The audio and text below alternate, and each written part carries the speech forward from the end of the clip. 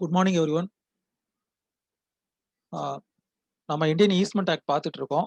But anyway உங்களுக்கு இதுவரைக்கும் எடுத்த அந்த ட்ரான்ஸ்ஃபர் ஆஃப் ப்ராப்பர்ட்டி ஆக்ட்ல ஏதாவது சில விஷயங்கள் தெரியல, இல்ல புரிஞ்சிக்க முடியல, இல்ல அதுல ஏதாவது கிளாரிஃபிகேஷன் வேணும்னாலும் கேளுங்க. ஏன்னா நெக்ஸ்ட் வீக் வந்து உங்களுடைய மிட்சம் வந்து with regard to transfer of property act இல்லையா? ஸோ அது சம்பந்தமா ஏதாவது சந்தேகம் இருந்தா கேளுங்க. ஆ அப்படி நீங்க ஏதாவது கேட்க விரும்பல, நீங்க ப்ரொசீட் பண்ணுங்க அப்படின்னு சொன்னாலும் நான் ப்ரொசீட் பண்றேன். ஸோ நீங்க சாட்ல டைப் பண்ணுங்க. ஆ இல்லன்னா உங்கள அன்மியூட் பண்ணி விடணும்னாலும் விடுறேன். உங்களுக்கு ஏதாவது டவுட் இருந்தா நீங்க கேளுங்க. கேட்டுட்டு ஆ கேளுங்க. ஏதாவது கிளாரிஃபிகேஷன் இல்ல ஏதாவது சந்தேகங்கள் ட்ரான்ஸ்ஃபர் ஆஃப் ப்ராப்பர்ட்டி ஆக்ட்ல ஏதாவது கிளாரிஃபிகேஷன் தெரிஞ்சுக்கணும் அப்படின்னா கேளுங்க. அதுக்கு அடுத்து நம்ம ரெகுலர் கிளாஸ்க்கு பார்ப்போம்.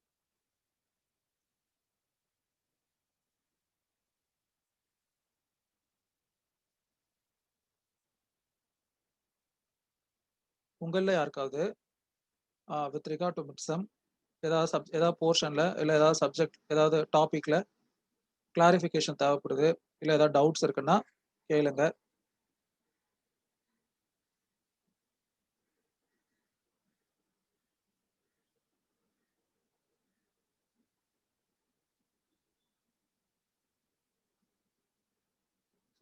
இம்பார்ட்டன்ட் கொஸ்டின்ஸ் இருந்தா சொல்லுங்க சார்ங்கிறாங்க.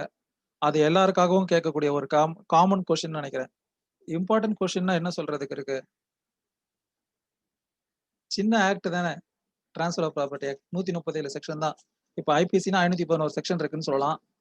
இப்ப இந்த 137 செக்ஷன்ஸ்ல நான் ஏற்கனவே சொன்ன மாரி 3 யூனிட் உங்களுடைய சிலபஸ் புக் எடுத்து நீங்க அதுக்கேத்த மாரி பாருங்க.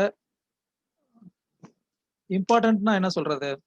மோஸ்ட்டா கொஸ்டின் பேப்பர் வந்து ஆல்மோஸ்ட் செட் பண்ணிட்டேன். எல்லாமே வந்து டைரக்ட் கொஸ்டினா தான் கேட்டிருக்கேன். பட் என்ன அப்டின்னா, நீங்க கொஸ்டின படிச்சு ஆன்சர் பண்ணுங்க. ஃபார் எக்ஸாம்பிள் இப்போ அ ஒரு 12 மார்க் கொஸ்டின் இருக்குன்னு வச்சுக்கோங்களேன். அதுல வந்து ஒரே கொஸ்டின்ல 3 பார்ட்டா கூட கேட்டிருக்கலாம். அப்ப அந்த 3 what is this? Explain this, what about this இந்த மாரி ஒரு 3 இதா கேட்கிறோம் அப்டின்னா, 3த்துக்கும் ஏதோ ஒரு ஸ்பிளிட் அப் மார்க் இருக்கு அப்டின்னு அர்த்தம். அது எவ்வளோ வெயிட்டேஜ்? ஒரு இதுக்கு 3த்துக்குமே 4, 4 மார்க்கா இருக்கலாம். இல்ல ஒண்ணு சின்னதா இருந்தா 2 மார்க், இன்னொரு இதுக்கு 8 மார்க் அப்டி இருக்கலாம். ஸோ அதனால ஆ தெரிஞ்ச வார்த்தைய பார்த்ததும் ஆன்சர் பண்ண ஆரம்பிக்காம, கொஸ்டின ஃபுல்லா படிச்சு பார்த்துட்டு, என்ன கேட்டிருக்காங்க? சில நேரத்துல நம்ம என்ன சொல்றது? ஒரு விஷயத்த பத்தி ஜஸ்ட் நேம் அப்படின்னு மட்டும் தான் சொல்லியிருப்போம். அத பத்தி எக்ஸ்ப்ளைன்னு சொல்லியிருக்க மாட்டோம். அப்ப நேம் அப்படின்னா, uh for example name different kinds of interest அப்படின்னு சொல்றோம்னு வச்சுக்கோங்களேன். நான் அத கேட்கல. நீங்க என்ன சொல்லணும்? கன்டின்ஜென்ட் இன்ட்ரெஸ்ட், வெஸ்டட் இன்ட்ரெஸ்ட் அவ்வளோதான். Name different kinds of interest with regard to transfer of ப்ராப்பர்ட்டினா அத நேம் பண்ணா போதும். சில நேரங்கள்ல எக்ஸ்ப்ளைன், எலாபரேட், டிஸ்கஸ் இந்த மாரி என்ன வேர்ட் யூஸ் பண்ணியிருக்கேன்னு பாருங்க. ஸோ அப்போ கொஸ்டின் பேப்பர அந்த கொஸ்டின்ஸ நல்லா பார்த்துட்டு ஆன்சர் பண்ணுங்க. சரியா? ஆல்மோஸ்ட் ஒரு 80 டூ 85% வந்து டைரக்ட் கொஸ்டின்ஸ் தான் கேட்டிருக்கேன். டைரக்ட்னா என்ன? ஆஸ் யூசுவல் இங்க என்ன இருக்கோ ஐ மீன் டைரக்ட்டா for example uh explain transfer for benefit of unborn person இது கேட்கல. கேட்க இருந்தாலும் சொல்றேன். இந்த மாரி நான் நேரடியா இருக்கிற மாரி தான் கேட்டிருக்கிறேன். ஏதோ ஒரு அதான் ஒரு 10 டூ 15% மட்டும் தான் கொஞ்சம் இன்டைரக்ட்டா இருக்கும். அதே மாரி ப்ராப்ளமும் வந்து கொஞ்சம் இல்லஸ்ட்ரேஷன்ஸ் அந்த மாரி இத கொஞ்சம் பார்த்தீங்கனாலே, ஈஸியா இருக்கிற மாரி தான் இருக்கும். கொஞ்சம் கன்ஃப்யூஸ் பண்ற மாரியான வேர்ட்ஸ ப்ராப்ளம்ல யூஸ் பண்ணியிருப்பேன். But with regard to part A and part B என்னன்னா பிளெயினா இருக்கும். ஜஸ்ட் நீங்க அத பார்த்தாலே ஆன்ஸர் எழுதுற மாரி இருக்கும். அந்த மாரி தான் இருக்கும். பெரிய அளவுல இதெல்லாம் இருக்காது. ஏற்கனவே சொன்ன மாரி என்ன, யூனிட் 1லேருந்து ஒரு 12 மார்க் சாரி யூனிட் 2லேருந்து ஒரு 12 மார்க், யூனிட் 3லேருந்து ஒரு 12 மார்க். அப்போ நீங்க செலக்டிவா கூட படிக்கலாம். யூனிட் 2 அண்ட் 3 கொஞ்சம் நல்லா படிச்சா பெட்டரா இருக்கும் அப்டின்னா, யூனிட் 2 அண்ட் 3 படிக்கலாம். யூனிட் 2 அண்ட் 3 படிச்சீங்கன்னா கூட 2 பார்ட் ஏ கொஸ்டினும், அதே மாரி 4 பார்ட் பி கொஸ்டினும் அட்டெண்ட் பண்ணிடலாம். With regard to part C and another 1 part B கொஸ்டினுக்கு யூனிட் 1 படிக்கணும். பட் ஆனா யூனிட் 1 தான் ரொம்ப இம்பார்ட்டன்ட். பட் என்ன அப்டின்னா சிலபஸ் பேஸ் பண்ணி கொஸ்டின் பேப்பர் செட் பண்ணியிருக்கிறதுனால அந்த மாரி செட் பண்ணியிருக்கு. ஆமா. மத்தபடி உங்க 2 செக்ஷனுக்கு மட்டும் நான் செட் பண்ணியிருக்கேன். B and C section. A செக்ஷனுக்கு மேடம் செட் பண்ணியிருக்காங்க.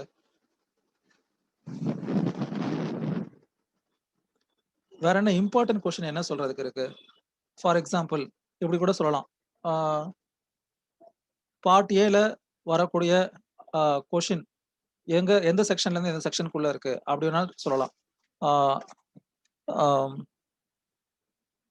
செக்ஷன் 36ல இருந்து 53A இருக்கக்கூடிய செக்ஷன்ல தான் பார்ட் ஏல வரக்கூடிய ஃபர்ஸ்ட் 12 மார்க், அதாவது யூனிட் 1 இல்லையா, செக்ஷன் 53A வரைக்கும் யூனிட் 1, செக்ஷன் 1ல இருந்து 53A வரைக்கும், அதாவது ஜெனரல் டிரான்ஸ்ஃபர். ஸோ அதுல எந்த செக்ஷன்ல இருந்து எந்த செக்ஷனுக்குள்ள இருக்குன்னு பாத்தீங்கன்னா, செக்ஷன் 36ல இருந்து 53A பார்ட் ஏ கொஸ்டின் இருக்கு. சரியா? ஸோ இது ஒரு இம்பார்ட்டன்ட் கொஸ்டின் உங்களுக்கு சொல்லியிருக்கேன். அடுத்த 2வது இது வந்து பாத்தீங்கன்னா யூனிட் 2. மொத்தமே அதுல வந்து 3 டாபிக் தான் இருக்குன்னு நினைக்கிறேன். என்னென்ன இருந்துச்சு? சேல் இருந்துச்சு, அப்புறம் சேல், கிஃப்ட் இருந்துச்சு, அப்புறம் இன்னும் ஏதோ ஒண்ணு இருந்துச்சு இல்லையா? 3 யூனிட் தான் இருக்கு. 3 விஷயம் தான் இருக்கு. ஸோ அதனால அதுல வந்து நான் இம்பார்ட்டன்ட் இது சொல்றது ரொம்ப தப்பு.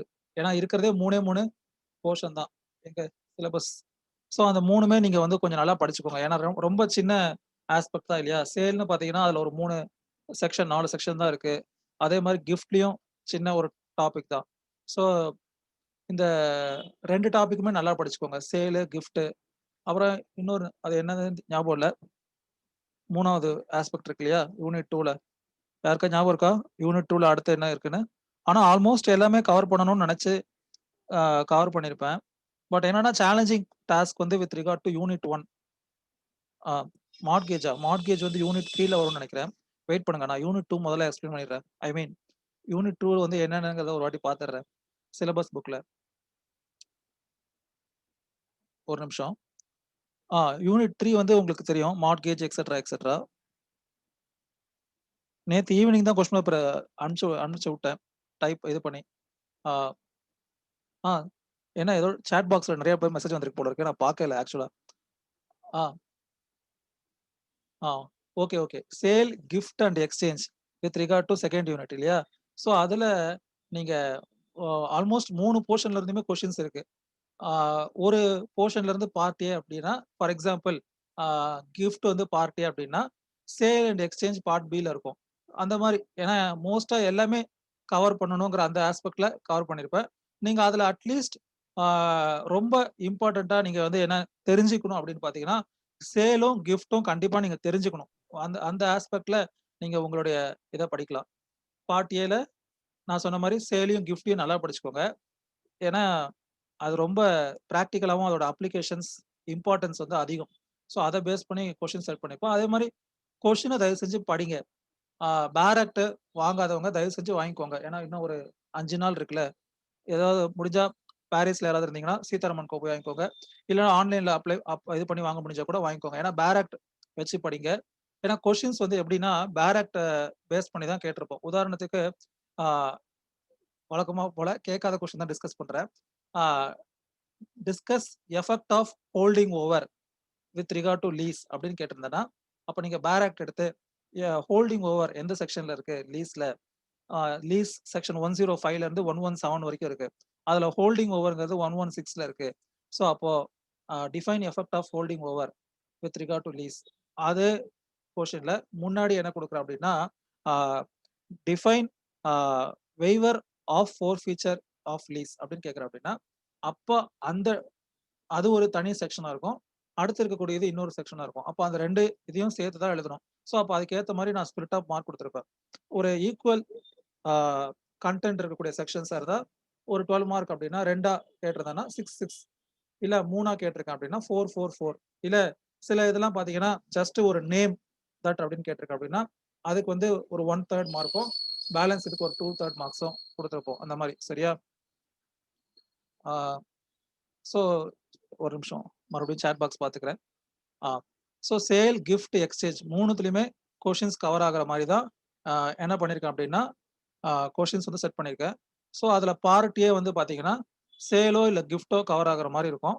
பார்ட் பில வந்து ஆ இதுல பார்ட் ஏல கவர் ஆகாதது பார்ட் பில இருக்கும். ஸோ இது ஒரு இம்பார்ட்டன்ட் கொஸ்டின். ஸோ அப்போ ஆல்மோஸ்ட் வந்து உங்களுக்கு with regard to part A first and second இதுக்கு சொல்லியாச்சு. அப்புறம் 3ர்ட் யூனிட் சாட் பாக்ஸ்ல முடிஞ்சா டைப் பண்ணுங்க. என்னென்ன கவர் ஆகுதுன்னு சொல்லிட்டு. ரிமைனிங் போர்ஷன் கவர் ஆகும் இல்லையா? சரி ஓகே. அப்ப எதுவும் தேவையில்ல. யூனிட் 3 செம ஃபாஸ்டா இருக்காங்க. Mortgage, charge, lease, actionable claims. So as the name suggest உங்களுக்கு இப்ப நீங்க இந்த 4 இதுல எதெல்லாம் வந்து உங்களுக்கு பிராக்டிகலா ரொம்ப முக்கியம்னு நீங்க ஃபீல் பண்ணுவீங்களோ, அததான் பார்ட் ஏல கேட்டிருக்கேன். ஸோ என்ன அப்படி ஃபீல் பண்றீங்கங்கிறத நீங்க யாராவது ஒரு சாட் பாக்ஸ்ல டைப் பண்ணுங்க. ஏதாவது 2 டைப் பண்ணுங்க. இந்த 4ல ஆ யூனிட் 3 எப்படி எப்படி வந்து வித் ரிகார்ட் டு யூனிட் 2ல 3ல 2 பார்ட் ஏல 2த்துல ஏதாவது ஐ மீன் கிஃப்ட் இல்லன்னா சேல் பார்ட் ஏல வரும்னு சொன்னோம். அதே மாதிரி இதுல இந்த 4ல கண்டிப்பா ஒரு 2 வந்து இம்பார்ட்டன்ட். பார்ட் ஏ அளவுக்கு ரொம்ப முக்கியமான ஒரு இம்பார்ட்டன்ட். ஒரு எலாபரேட்டிவா டிஸ்கஸ் பண்ண வேண்டியது. வழக்கம் போல கரெக்டான மெசேஜ் ஒருத்தங்க டைப் பண்ணிருக்காங்க. யாரு? Mortgage and lease. ஏன்னா மத்த 2 விட மார்ட்கேஜும் லீஸும் வந்து ஒரு நிமிஷம். ஒரு ஸ்டூடண்ட் அட்மிட் பண்ணணும். அப்பதான் வந்திருக்காரு. So mortgage and lease. அப்போ யூனிட் 3ல பார்ட் ஏ கொஸ்டின்ல கேட்கக்கூடிய அளவுக்கு ஒரு முக்கியமான விஷயம். பார்ட் ஏல கேட்கறது எல்லாமே என்னன்னு பாத்தீங்கன்னா, இம்பார்ட்டன்ஸ் ஆஃப் இட்ஸ் அப்ளிகேஷன் அந்த மாதிரி தான். சரியா? நான் ஏற்கனவே சொன்ன மாதிரி தியரிட்டிக்கலா சில இதெல்லாம் இம்பார்ட்டன்ஸா இருக்கும். அடிக்கடி எல்லா கொஸ்டின் பேப்பர்லயும் ஏதாவது ஒரு டாக்டரின் கேட்டிருப்பாங்க.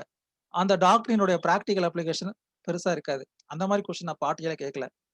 பார்ட் ஏல கேட்டிருக்கிறது என்னன்னா, கண்டிப்பா எல்லாரும் அத பத்தி தெரிஞ்சுக்கணும்னு நினைக்கக்கூடிய கொஸ்டின்ஸ பார்ட் ஏல கேட்டிருக்கேன். ஸோ அதே மாதிரி இப்ப நீங்க சொன்ன அந்த யூனிட் 3லயும் 4 டாபிக்ல மார்ட்கேஜ்ல இருந்தோ, லீஸ்ல இருந்தோ கண்டிப்பா அது 2த்துல ஏதாவது ஒரு இதுல இருந்து என்ன செக்ஷன்ஸ்னு தெரியாது. உதாரணத்துக்கு மார்ட்கேஜஸ் வந்து பாத்தீங்கன்னா ஒரு பெரிய செக்ஷன். செக்ஷன் 58ல ஆரம்பிச்சு செக்ஷன் 98 வரைக்குமே மார்ட்கேஜஸ் தான். இதுல எந்த இதுல இருந்து கேட்டிருக்கேன்னு சொல்ல முடியாது. பட் ஆனா மார்ட்கேஜஸ்ல இருந்து ஒரு பார்ட் ஏ, மார்ட்கேஜஸ்ல இல்ல அப்படின்னா லீஸ்ல இருந்து ஒரு பார்ட் ஏ. லீஸ் வந்து கொஞ்சம் சின்ன சாப்டர். சாப்டர் 5 செக்ஷன் 105ல ஆரம்பிச்சு 117ல முடியுது. முடிஞ்ச அளவுக்கு ஆ லீஸ் மட்டுமாவது எல்லா செக்ஷன்ஸும் பேராக்ல ஒரு கிளான்ஸ் பார்த்துக்கோங்க. ஏன்னா எதுக்காக சொல்றேன்னா, எக்ஸாம் பாயிண்ட் ஆஃப் வியூ சொல்லல. குறைவான விஷயம் தெரிஞ்சாலும் அத கொஞ்சம் நிறைவா படிக்கணுங்கிறதுக்காக சொல்றேன். அதனால தான் போன யூனிட் 2ல கண்டிப்பா சேல் அண்ட் கிஃப்ட் இந்த 2 என்ன இப்பதான் ஒரு சேல் அண்ட் கிஃப்ட் இந்த 2 புரோவிஷன்ஸ் நல்லா படிச்சுக்கோங்க அப்படின்னு சொல்றேன். ஏன்னா ரொம்ப சின்ன புரோவிஷன்ஸ். ஆனா ரொம்ப முக்கியமான புரோவிஷன்ஸ். கிஃப்ட் வந்து செக்ஷன் 122ல இருந்து 129 வரைக்கும். கிஃப்ட்னா ஹவ் அதே மாதிரி இன்னொரு முக்கியமான விஷயம் சொல்லணும்னு நினைச்சேன். இப்ப நான் ஏதாவது ஒரு டெஃபினிஷன் அப்படின்னு கேட்கிறேன்னு வச்சுக்கோங்களேன். முடிஞ்ச அளவுக்கு லா வந்து நீங்க மக்கப் பண்ணி படிக்கணும். இந்த செக்ஷன்லாம் கரெக்ட்டா இருக்கணும்னு அவசியம் இல்ல. பட் ஆனா அந்த அந்த டெஃபினிஷன் அப்படின்னு டிஃபைன் அப்படின்னு சொல்லி குடுத்தாலே, நம்ம ஸ்கூல்ல படிச்ச மாரி தான். டிஃபைன் பாய்ல்ஸ் லா, டிஃபைன் டிஃபைன் எக்ஸெட்ரா அப்படின்னா, அங்க என்ன இருக்கோ அத எக்ஸ்பெக்ட் பண்றது என்னுடைய பழக்கம். அதனால தான் டிஃபைன் அப்படிங்கிற ஒரு வேர்ட குடுக்குறது. டிஃபைன் கன்டின்ஜென்ட் இன்ட்ரெஸ்ட் அப்படின்னா, கன்டின்ஜென்ட் இன்ட்ரெஸ்ட்னா என்ன அப்படிங்கிறது தெரிஞ்சிருக்கணும். அத நான் கேட்கல ஆஸ் யூசுவல் சரியா? சோ அப்போ டிஃபைன் அப்படின்னு உங்களோட பார்ட் ஏல வந்தாலும் சரி, பார்ட் பில வந்தாலும் சரி, கண்டிப்பா என்ன இருக்கணும் அப்படின்னு பார்த்தீங்கன்னா, முடிஞ்ச அளவுக்கு அந்த டெஃபினிஷன்ஸ இருக்கிற மாதிரி எழுத ட்ரை பண்ணுங்க. அப்படி இல்லனாலும் அதோட இன்கிரீடியன்ட்ஸ் எதுவும் மிஸ் ஆகாம எழுதுறதுக்கு ட்ரை பண்ணுங்க. உதாரணத்துக்கு ஆ டிஃபைன் ஆக்ஷனபிள் கிளைம் அப்படின்னு கேட்கிறோம் அப்படின்னா, section 3 of transfer of property act வழக்கம் போல அது கேட்கல. So section 3 of actionable claim அத எடுத்து பார்த்து அதோட இன்கிரீடியன்ட்ஸ்லாம் என்னென்ன? அந்த அளவுக்கு நீங்க அந்த டெஃபினிஷன் போர்ஷன். ஸோ இப்போ நீங்க என்ன பண்ணணும்னு நான் நினைக்கிறேன் அப்டின்னா, டைம் இருக்கு இல்லையா? ஸோ எதெல்லாம் டெஃபினிஷன் செக்ஷன் இந்த 137 செக்ஷன்ஸ்ல ஒண்ணும் பெருசா இருக்க போறது கிடையாது. மொத்தம் வந்து 8 சாப்டர் இருக்கு. ஸோ 8 சாப்டருமே ஒவ்வொரு டாபிக்க டிஸ்கஸ் பண்ண போகுது. ஒண்ணு கிஃப்ட், ஒண்ணு மார்ட்கேஜ், ஒண்ணு லீஸ், ஒண்ணு transfer of actionable claim etcetera, etcetera. So அப்ப அந்த 8 டாபிக்லயுமே இருக்கக்கூடிய அந்த முதல் செக்ஷன் தான் டெஃபினிஷன் செக்ஷனா இருக்க போகுது. ஸோ நீங்க அத முதல்ல நல்லா படிச்சுக்கோங்க. அதுக்கப்புறமா அந்த but with regard to chapter 2 அதாவது செக்ஷன் 5 டூ 53A சரி ஓகே. செக்ஷன் 1 டூ 53A அதாவது ஃபர்ஸ்ட் யூனிட் மட்டும் நெறைய டெஃபினிஷன்ஸ் இருக்க வாய்ப்பு இருக்கு. சோ அதுல ஒரு 10 டெஃபினிஷனாவது நீங்க சூஸ் பண்ணி இந்த 53 செக்ஷன்ல ஒரு 10 டெஃபினிஷன் வச்சுக்கோங்களேன் மேக்ஸிமம். மினிமம் எத்தனையோ அது உங்களோட விருப்பம். நீங்க அந்த மாரி என்ன பண்றீங்க அப்படின்னா, எழுதி வச்சுக்கோங்க. உங்களுடைய நல்லதுக்காக சொல்றேன். ஃபியூச்சர் ரெஃபரன்ஸ் கூட ஈஸியா ஆ ரிமெம்பர் பண்ணிக்கலாம். வேற ஏதாவது சாட் பாக்ஸ்ல வந்திருக்கான்னு பார்த்தேன். வேற எதுவும் வரல. சோ இதுதான் வந்து with regard to part A சரியா? அப்புறம் வந்து பார்ட் ஏல என்னென்ன இம்பார்டன்ட் கொஸ்டின்னு சொல்லிட்டேன். அதாவது 3வது பார்ட் ஏ கொஸ்டின் வந்து மார்ட்கேஜ்லயோ இல்ல லீஸ்ல இருந்தோ கேட்கப்படும்னு சொல்லிட்டேன். அதே மாதிரி முதல் பார்ட் ஏ கொஸ்டின் வந்து செக்ஷன் 36ல இருந்து 53A அது ஒரு 14 செக்ஷன் ரொம்ப இம்பார்ட்டன்ட். ஸோ நீங்க அதெல்லாம் நல்லா படிச்சீங்கன்னா எனக்கு ரொம்ப சந்தோஷம். ஆஹ் அதுக்கு அடுத்து பார்ட் 2 நான் ஏற்கனவே சொல்லிட்டேன் இல்லையா? பார்ட் 2 வந்து சேலோ இல்லைன்னா கிஃப்ட்ல இருந்தோ கண்டிப்பா கேட்பேன் அப்படின்னு சொல்லியிருக்கேன். ஸோ அதுக்கு என்ன செக்ஷன்ஸோ செக்ஷன் 54 to 57 இல்லைன்னா 122 to 129 122 to 129 இந்த ரெண்டுமே நல்லா படிச்சுக்கிட்டீங்கன்னா பார்ட் ஏ சாட்டிஸ்ஃபேக்ஷனா எழுதிடலாம். So almost 36 marks out of 70யா? சரி, ஓகே. ஸோ 36 மார்க்ஸ் வந்து உங்களுக்கு வந்து வந்துருச்சு. அடுத்து பார்ட் பி, அதுவும் ஏற்கனவே சொன்ன டீல் படி என்னன்னா ஒவ்வொரு யூனிட்ல இருந்தும் 2 கொஸ்டின் கேட்டிருப்பேன் அப்படின்னு சொல்லியிருந்தேன். ஸோ அது எப்படி கேட்டிருக்கேன் அப்படின்னு பார்த்தீங்கன்னா, பார்ட் ஏல கேட்காத ஒரு கொஸ்டினை கவர் பண்ற மாதிரி பார்ட் பில கேட்டிருக்கேன். அப்போ பார்த்துக்கிட்டீங்கன்னா நீங்க யூனிட் 3ல 4 டாபிக்ல இருந்தும் கிட்டத்தட்ட கொஸ்டின் வரும்னு நினைக்கிறேன். ஏன் அப்படின்னா 2 டாபிக் இல்ல ஒரு டாபிக் மட்டும் மிஸ் ஆகுமா? ஆமா, ஒரு டாபிக் மட்டும் மிஸ் ஆகும். ஏன்னா 4 டாபிக்ல ஒரு டாபிக், அதாவது வித் ரிகார்ட் டு யூனிட் 3 மார்ட்கேஜோ இல்ல லீஸோ ஒரு கொஸ்டின் கேட்டேன்னு வச்சுக்கோங்களேன். அதுல கேட்காத ஒண்ணு கண்டிப்பா பார்ட் பில கேட்டிருப்பேன். உதாரணத்துக்கு லீஸ பார்ட் ஏல மார்ட்கேஜ பார்ட் ஏல கேட்கறேன்னு வச்சுக்கோங்களேன். மார்ட்கேஜ பார்ட் ஏல கேட்டிருந்தேன்னா கண்டிப்பா லீஸ பார்ட் பில ஒரு கொஸ்டினை கேட்டு, அதை தவிர மிச்சம் இருக்கக்கூடிய 2 இருக்கு இல்லையா? டிரான்ஸ்ஃபர் ஆஃப் ஆக்ஷனபிள் கிளைமும் இன்னொன்னு என்ன இருக்கு, எக்ஸ்சேஞ்ச் சார்ஜஸ் இருக்குன்னு நினைக்கிறேன். இந்த 2த்துல இருந்து ஒரு பார்ட் பி கொஸ்டின். சரியா? அதே மாதிரி இம்பார்ட்டன்டான ஆஸ்பெக்ட் சொல்லக்கூடிய அந்த யூனிட் 2ல கிஃப்ட் சேல் அது 2த்துல ஏதாவது ஒண்ணு நான் பார்ட் ஏல கேட்டிருந்தேன்னா இன்னொன்னு பார்ட் பில கேட்டுட்டு அப்புறம் மிச்சம் இருக்கக்கூடிய அந்த 2ல இருந்து ஏதாவது ஒண்ணு பார்ட் பில கேட்டிருப்பேன். அப்போ நான் எதெல்லாம் பார்ட் ஏல இம்பார்ட்டன்ட்னு சொல்றேனோ கண்டிப்பா நீங்க அதை எல்லாத்தையும் என்ன பண்ணுங்க, படிக்க ட்ரை பண்ணுங்க. யூனிட் 2ல சேலையும் கிஃப்டையும் நல்லா தரவா படிச்சுக்கோங்க. அதே மாதிரி யூனிட் 3ல மார்ட்கேஜஸையும் லீஸையும் தரவா படிச்சுக்கோங்க. ஏன்னா கண்டிப்பா இதுல இருந்து உங்களுக்கு என்ன தெரிஞ்சுக்கிட்டீங்க, ஒரு பார்ட் ஏ ஒரு பார்ட் பி கொஸ்டின் 2த்தையுமே கவர் பண்ண முடியும் அப்படிங்கிறத தெரிஞ்சுக்கிட்டீங்க. இதேதான் செக்ஷன் 36 to 53A நல்லா படிச்சீங்கன்னா வழக்கம் போல ஒரு பார்ட் ஏ ஒரு பார்ட் பி கொஸ்டின் கவர் பண்ணிடலாம். சரியா? ஸோ ஆல்மோஸ்ட் உங்களுக்கு என்ன சொல்லிட்டேன், உங்களுக்கு ஆல்மோஸ்ட் பார்ட் ஏவும் சொல்லிட்டேன், பார்ட் பியும் சொல்லிட்டேன். பார்ட் சி ப்ராப்ளம் தான்.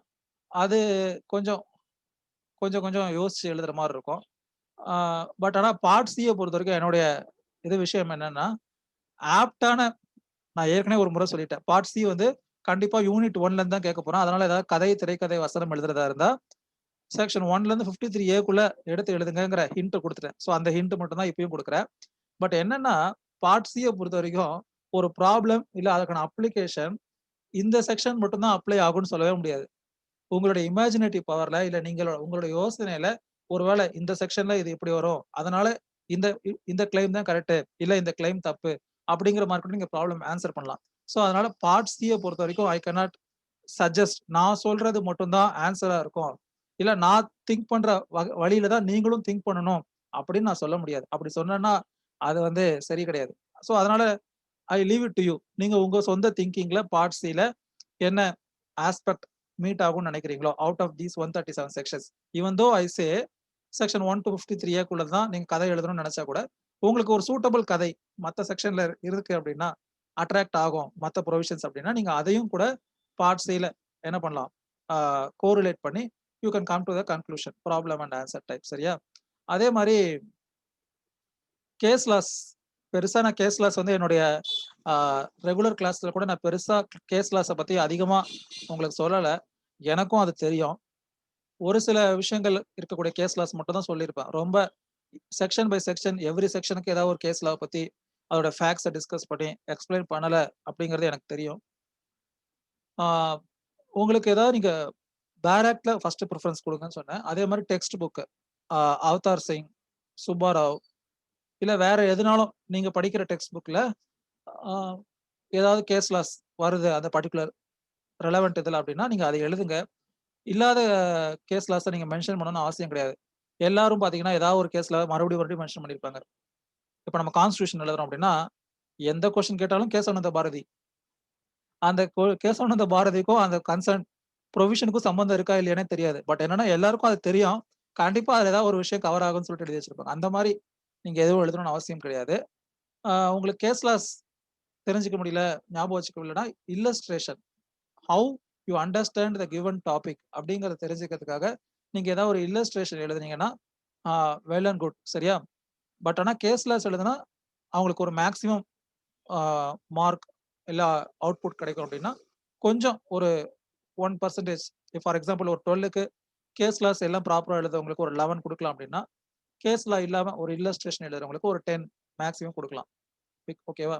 ஸோ அந்த அளவுக்கு என்ன அப்படின்னா, நீங்க புரிஞ்சுக்கிட்டீங்களா இல்லையாங்கிறத தெரிஞ்சுக்கிறதுக்கு தான் அந்த இல்லஸ்ட்ரேஷன் எக்ஸாம்பிள்.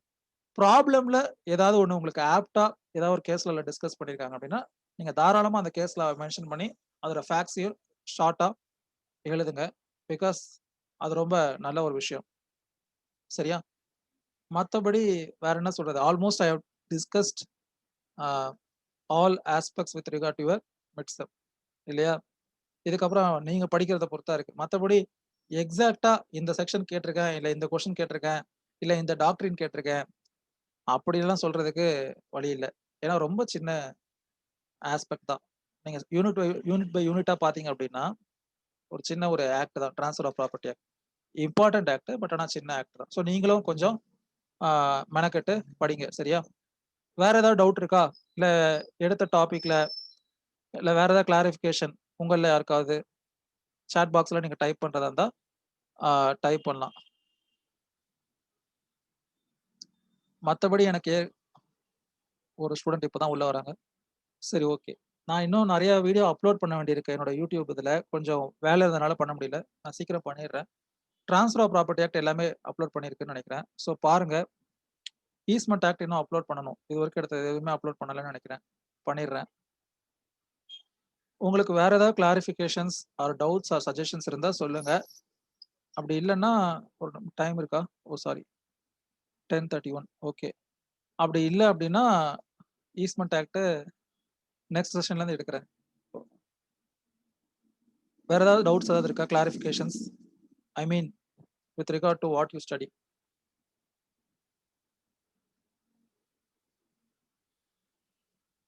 பாத்தீங்களா?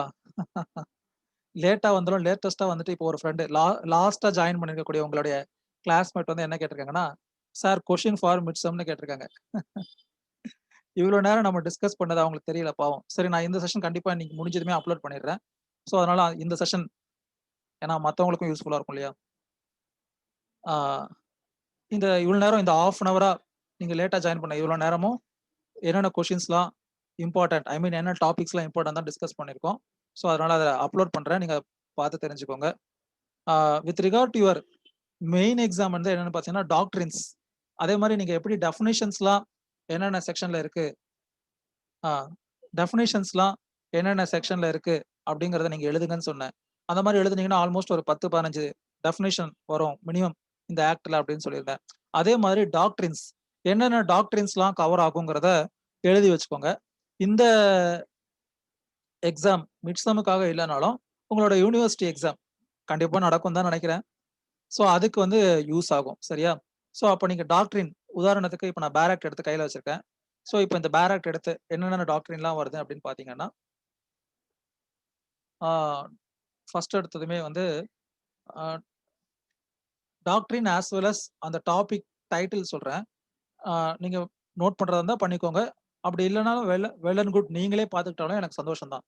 ஆ ஸ் ஸ்பெஸ் சக்ஷனிஸ் அப்படிங்கிற ஒரு வேர்ட் செக்ஷன் 6A வரும். ஸ்பெஸ் சக்ஷனிஸ் அதாவது chance of heir apparent succeeding to an chance of heir apparent succeeding to an estate cannot be transferred அப்படின்னு சொல்லி வரும். Property of all kind can be transferred except according to அப்படின்னு சொல்லிட்டு section 6ல நிறைய விஷயங்கள் இருக்கு இல்லையா? அதுல ஸ்பெஸ் சக்ஷனிஸ் அப்படிங்கிறது 6 கிளாஸ் ஏ அதாவது chance of heir apparent succeeding to an estate cannot be transferred அப்படின்னு சொல்லுவாங்க. அதாவது என்ன அர்த்தம்? உயிரோடு இருக்கிற நபருக்கு வாரிசு கிடையாது. அப்போ அந்த நபருடைய பேர் என்னன்னு பார்த்தீங்கன்னா, ஹேர் அப்பேரண்ட்ன்னு பேரு. அப்ப அந்த ஹேர் அப்பேரண்ட் அவர் என்ன பண்ண முடியாது? இந்த மாரி எக்ஸ்ங்கிறவருக்கு நான் மட்டும் தான் வாரிசு. அதனால அவருடைய சொத்த நான் இருக்கும்போதே இன்னொருத்தருக்கு ட்ரான்ஸ்ஃபர் பண்றேன் அப்படின்னு சொல்லிட்டு, you cannot make such a transfer. It is not allowed under section 6 clause A. அது வந்து ஸ்பெஸ் செக்ஷனிஸ் அப்படின்னு சொல்லுவோம். அப்புறம் வந்து செக்ஷன் 5 அதே மாதிரி டெஃபினிஷன் கிளாஸ் நீங்க எப்பயுமே நல்லா படிச்சுக்கணும். செக்ஷன் 3ல இருக்கக்கூடிய இன்டர்பிரேஷன் கிளாஸ். அது வந்து எப்பயுமே ஷார்ட் நோட்ஸ்லயும் வந்து உங்களுக்கு யூஸ்ஃபுல்லா இருக்கும். இப்பன்னு சொல்லல. உங்களோட யூனிவர்சிட்டி பாயிண்ட் ஆஃப் வியூ. இப்போ உதாரணத்துக்கு ஒரு 7 டெஃபினிஷன் குடுத்துருக்காங்க. Section 3 interpretation clause. ஆக்ஷனபிள் கிளைம்னா என்ன? இம்மூவபிள் ப்ராப்பர்ட்டினா என்ன? இன்ஸ்ட்ருமென்ட்னா என்ன? நோட்டீஸ்னா என்ன? எக்ஸெட்ரா எக்ஸெட்ரா குடுத்துருக்காங்க அப்படின்னா, அது எல்லாமே உங்களுக்கு எப்போ யூஸ் ஆகும்னா, உங்களுடைய part B question for your exam, for your university exam it would be useful. சரியா? அதுக்கு அடுத்து இன்டர் வைவோஸ். ஃபர்ஸ்ட் வந்து ஸ்பெஸ் செக்ஷனிஸ்ட் சொன்னேன். அடுத்து இன்டர் வைவோஸ். இன்டர் வைவோஸ்னா என்னன்னா, பிட்வீன் 2 லிவிங் பெர்சன்ஸ்.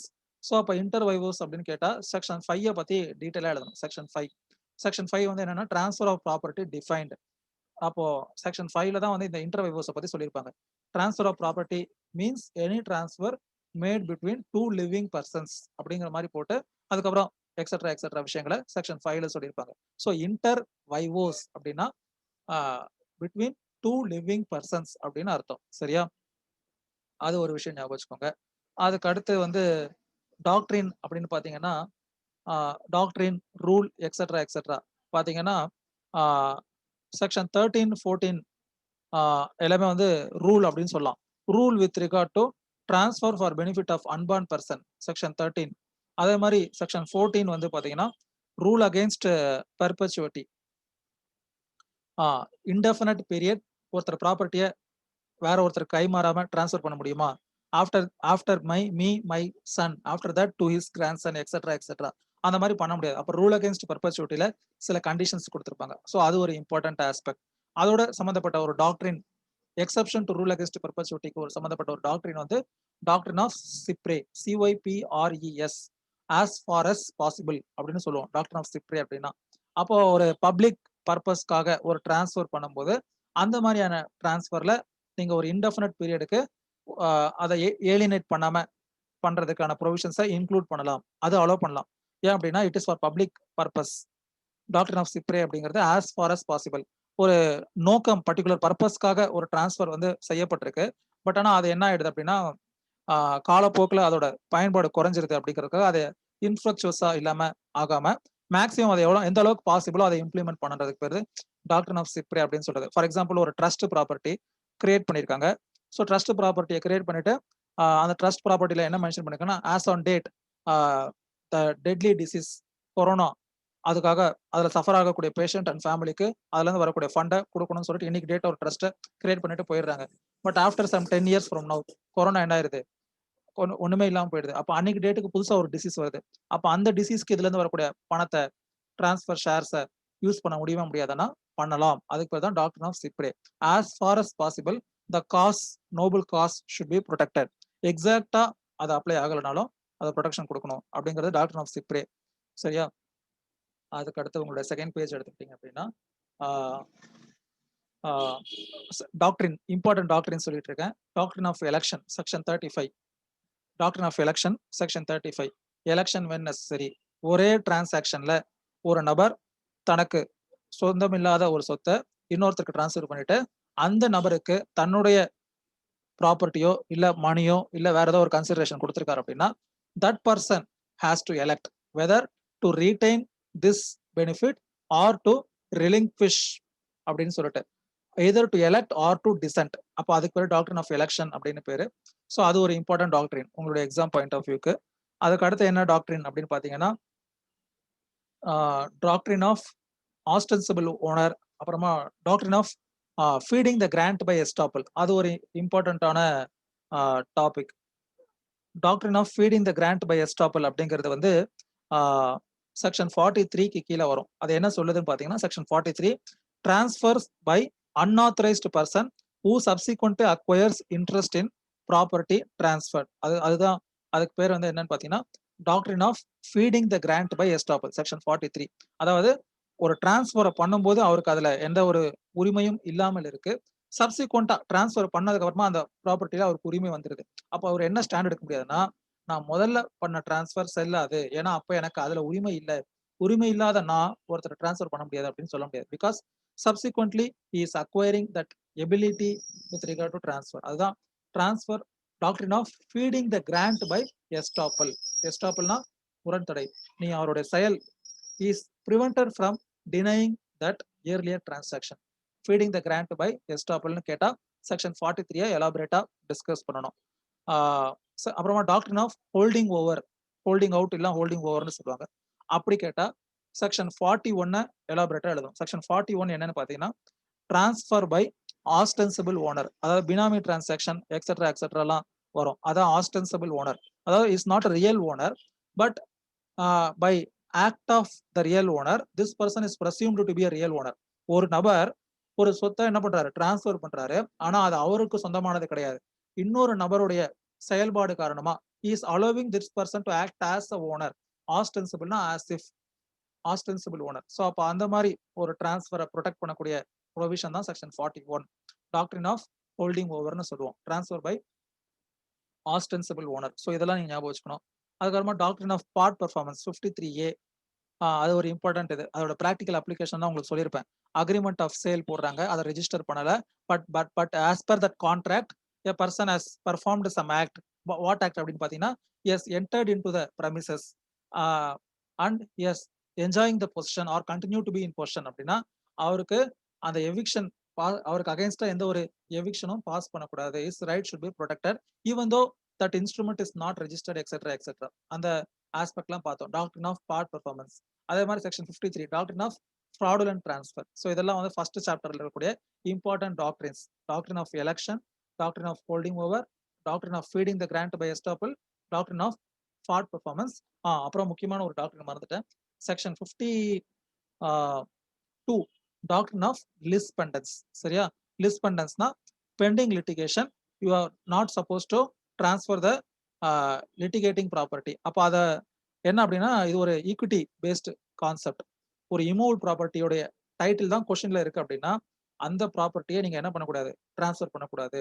அப்படி டிரான்ஸ்ஃபர் பண்ணாலும் it is not binding on the parties. இது எதுக்குன்னா மல்டிபிளிசிட்டி ஆஃப் த சூட்டை ப்ரிவென்ட் பண்றதுக்காக. எக்ஸுக்கும் ஒய்க்கும் ஒரு சொத்து மேல டிஸ்பியூட் இருக்கு. எக்ஸோட டைட்டில் தான் கொஸ்டின்ல இருக்கு. எக்ஸ் என்ன பண்ணிடுறாரு, கேஸ் பெண்டிங்ல இருக்கும்போது அதை இசட் அப்படின்னு ஒருத்தர் வித்துறாரு. இசட் மறுபடியும் Z1, Z2, Z3, Z4ன்னு வித்துக்கிட்டே இருக்காங்க. ஆனா ஆப்வியஸா அந்த கேஸ் என்ன ஆயிருதுன்னா ஒய்க்கு ஃபேவரா டிசைட் ஆயிருது.